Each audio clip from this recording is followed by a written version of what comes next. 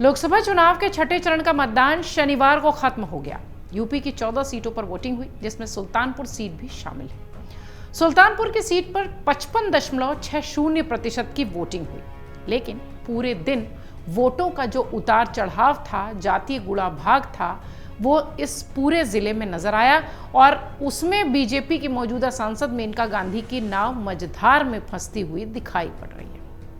बसपा मुकाबले को त्रिकोणीय बनाने में सफल नहीं हो पाई, इसलिए मेनका का सीधा मुकाबला गठबंधन के प्रत्याशी से ही रहा, जो कि बेहद कांटे का दिख रहा है। चुनाव की शुरुआत से ही सपा ने बीजेपी के स्थायी वोटर बन चुके निषाद मतों में सेंध लगाने के लिए निषाद प्रत्याशी मैदान में उतारा था, जिसकी काट के लिए बीजेपी ने हर चाल चली। कैबिनेट मंत्री संजय निषाद से लेकर वरुण गांधी तक ने निषाद बहुल क्षेत्रों में जोर लगाया, लेकिन लाख कोशिशों के बावजूद सपा के खाते में जा रहे इस वोट बैंक में बीजेपी बड़ी सेंध नहीं लगा पाई है, ऐसा राजनीतिक विश्लेषक अभी कह रहे हैं। उनका ये आकलन है। इसके बावजूद सुल्तानपुर सीट पर बीजेपी काफी मजबूत भी दिखाई पड़ती लग रही है। यहां बीजेपी के वोटर्स बूथों तक जाते हुए नजर आए, कार्यकर्ता भी मेहनत करते दिखे। लंबुआ में हालात अलग नजर आए, यहां ओबीसी मतदाता सपा के पक्ष में लामबंद होता दिखा। यही नहीं, अगर दलित वर्ग के कुछ मतदाताओं की बात करें तो वो भी बसपा से छिटककर सपा में जाते हुए नजर आए। इसौली विधानसभा क्षेत्र की बात करें तो यहां गांवों में सोनू और मोनू सिंह की सपा में शामिल होने का असर नजर आया।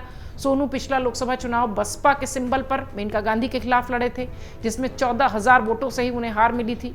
ऐसे में जब वो पोलिंग से ठीक पहले सपा में शामिल हुए तो इसका असर इलाके के वोटर्स पर दिखाई पड़ा।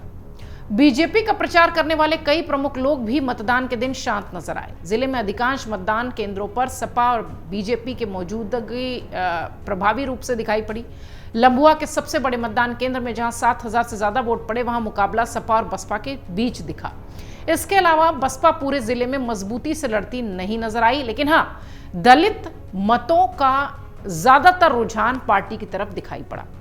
मुस्लिम यादव और निषाद मतों का पूरा झुकाव पांचों विधानसभा में सपा की ओर ही नजर आ रहा है। ऐसे में बीजेपी प्रत्याशी मेनका गांधी और सपा के राम भुआल के बीच कांटे का मुकाबला माना जा रहा है। जिले में ब्राह्मण मतों का एक छोटा तबका लंबुआ के डॉक्टर घनश्याम तिवारी हत्याकांड से भी नाराज है। इस घटना में आरोपियों का भाजपा नेताओं से कनेक्शन कहा गया था, अफसरों की शुरुआती लापरवाही की बात कही गई थी।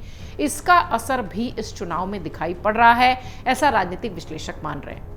जिले में सांसद के तौर पर मेनका गांधी की खासी इज्जत है। उन्हें लोग अच्छा सांसद मानते हैं, माताजी कहकर बुलाते हैं। खासकर शहरी क्षेत्र में उनका प्रभाव है, इम्पैक्ट है।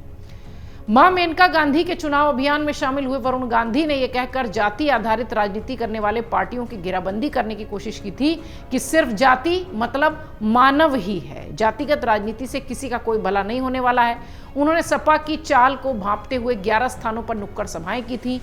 निषाद या फिर पिछड़ी जाति के वोटर्स की संख्या अधिक है, ये भी उन्हें पता था, इसलिए स्थानीय लोगों का यह कहना था कि वरुण जब 2014 में सांसद चुने गए थे तब निषाद बस्तियों गांवों में काफी कार्य किए थे। उन्होंने मेनका के लिए प्रचार करने आए वरुण गांधी बार बार भावुक भी हुए थे। इस दौरान उन्होंने ये भी कहा कि मैं सिर्फ अपनी मां के लिए सुल्तानपुर में प्रचार करने आया हूं, यहाँ की मिट्टी से मेरे पिता की खुशबू आती है। अब सुल्तानपुर मेरी मां का है, इसलिए ये मेरी मातृभूमि है।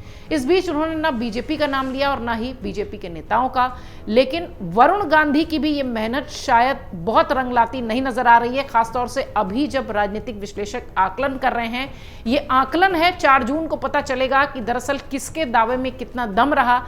लेकिन राजनीतिक विश्लेषकों का आकलन है कि सुल्तानपुर की सीट मेनका गांधी के लिए इतनी सहज और इतनी आसान नहीं नजर आती है, तब जबकि वरुण गांधी भी चुनावी मैदान में दिखाई पड़े। हालांकि अगर आप देखें तो कोई भी बड़ा नेता सुल्तानपुर की जमीन पर बहुत ज्यादा प्रचार प्रसार के लिए नहीं नजर आया। योगी आदित्यनाथ जरूर दिखाई पड़े थे, लेकिन अगर देखा जाए तो बड़े चेहरे सुल्तानपुर में प्रचार करते हुए नहीं नजर आए।